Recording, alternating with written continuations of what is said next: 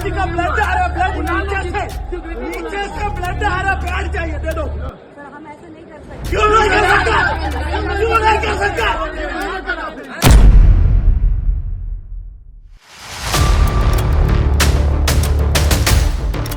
दोस्तों, आज हम बात करने वाले हैं देश के अंदर चल रहे अब तक के सबसे बड़े एविएशन क्राइसिस की, जिसे लेकर पूरे देश में हड़कंप मचा हुआ है। दिल्ली, मुंबई, बेंगलोर जैसे बड़े शहरों के एयरपोर्ट पर इस समय हालात ये है कि लोग घंटों इंतजार कर रहे हैं, लेकिन फिर भी अपनी फ्लाइट पकड़ नहीं पा रहे हैं। अब सवाल उठता है कि आखिर ये क्या हो रहा है?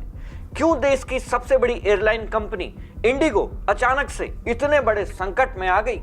और सबसे जरूरी बात कि ऐसे हालातों में इंडियन रेलवे कैसे मैदान में उतरी है। सबसे पहले बात करते हैं कि इंडिगो की हालत आखिर ऐसी हुई कैसे। दोस्तों, आपको बता दें कि भारत के एविएशन सेक्टर में करीब 60% मार्केट शेयर अकेले इंडिगो के पास है, यानी आधे से ज्यादा देश की फ्लाइट्स इंडिगो ही चलाती है। ऐसे में अगर जब इतनी बड़ी कंपनी में कोई गड़बड़ी आती है तो उसका असर पूरे सेक्टर पर पड़ता है।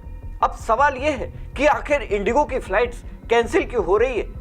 दरअसल शुरुआत में कंपनी ने कहा कि कुछ टेक्निकल ग्लिच है, लेकिन असली वजह तो कुछ और ही थी।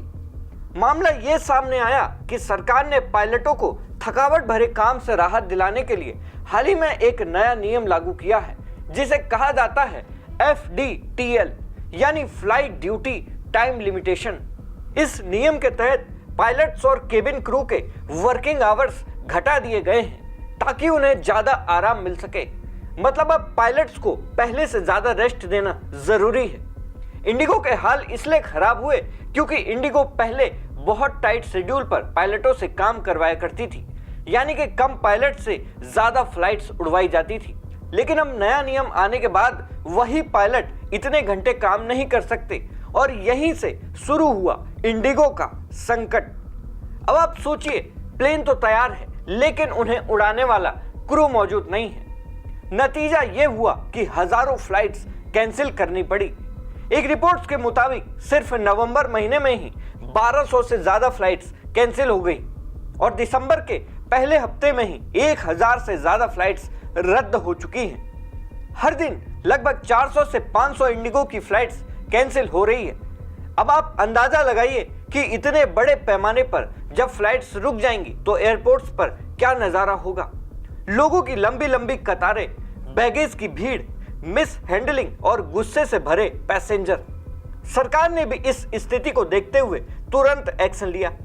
DGCA यानी directorate general of civil aviation ने कहा है कि हम FDTL के नियमों में थोड़ी ढील करेंगे ताकि इंडिगो थोड़ा संभल सके।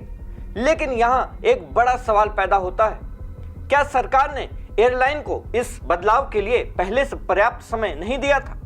क्या इंडिगो ने पहले से तैयारी की थी कि उन्हें ज्यादा पायलट और क्रू मेंबर की जरूरत पड़ने वाली है? क्योंकि टिकट्स तो पहले ही बुक हो गई थी और लोगों के पैसे भी जा चुके थे।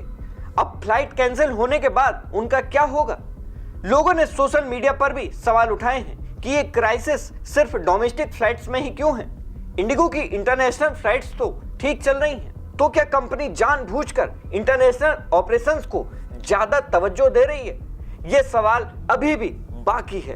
अब आते हैं सबसे अहम हिस्से पर कि भारतीय रेल ने आखिर ऐसा क्या किया जिसकी इतनी चर्चा की जा रही है। दोस्तों, जब एयरलाइन ने लोगों को निराश किया तो रेलवे एक रेस्क्यू हीरो बनकर सामने आया। भारतीय रेलवे ने तुरंत कदम उठाया और 37 ट्रेनों में 166 एक्स्ट्रा कोच जोड़ने का फैसला लिया है। इसके अलावा स्पेशल ट्रेनें भी चलाई जा रही हैं ताकि जिन लोगों की फ्लाइट रद्द हुई है उन्हें सफर का एक विकल्प मिल सके। रेलवे ने बताया कि इन अतिरिक्त कोचेस की वजह से करीब 4,90,000 यात्रियों को राहत मिलेगी, यानी इतने लोग अब ट्रेन से सफर कर पाएंगे जो पहले फ्लाइट्स की वजह से फंसे हुए थे। दिल्ली, मुंबई, लखनऊ, पटना, जम्मू तवी जैसे रूट्स पर यह स्पेशल व्यवस्था की जा रही है क्योंकि यही वो रास्ते हैं जहां इंडिगो की फ्लाइट्स सबसे ज्यादा प्रभावित हुई है। रेलवे जोन जैसे नॉर्दर्न, सेंट्रल और वेस्टर्न रेलवे ने भी अपने अपने लेवल पर ट्रेन ऑन डिमांड सर्विस शुरू करने की तैयारी कर ली है। मतलब अगर किसी रूट पर अचानक भीड़ बढ़ जाती है तो रेलवे वहां तुरंत एक्स्ट्रा ट्रेन भेजेगा। अब इस पूरे मामले का असर दो तरफ पड़ा है। एक तरफ एयर ट्रेवलर्स परेशान हैं, रिफंड, रीबुकिंग, बैगेज मिस हैंडलिंग जैसी समस्याएं झेल रहे हैं। वहीं दूसरी तरफ रेलवे पैसेंजर्स को भी मुश्किल हो रही है, क्योंकि अचानक पैसेंजर्स की संख्या बढ़ गई है, वेटिंग लिस्ट लंबी हो रही है और टिकटें मिनटों में खत्म हो रही हैं। दोस्तों, इस घटना ने भारत के एविएशन सेक्टर की कमजोरियां उजागर कर दी हैं। कभी समय पर उड़ान भरने के लिए मशहूर इंडिगो अब लोगों के भरोसे पर खरा नहीं उतर पा रहा है। अगर आप भी इस संकट से प्रभावित हुए हैं तो अपने टिकट, मैसेज और बैगेज से जुड़े सारे सबूत संभाल कर रखें, ताकि आपको रिफंड और कंप्लेंट में मदद मिल सके। दोस्तों, आपका क्या मानना है? क्या इस संकट के लिए इंडिगो कंपनी जिम्मेदार है या फिर सरकार की गलती है? अपनी राय हमें कमेंट बॉक्स में जरूर दें। सरकारी मंथन के लिए उमेश द्विवेदी की रिपोर्ट।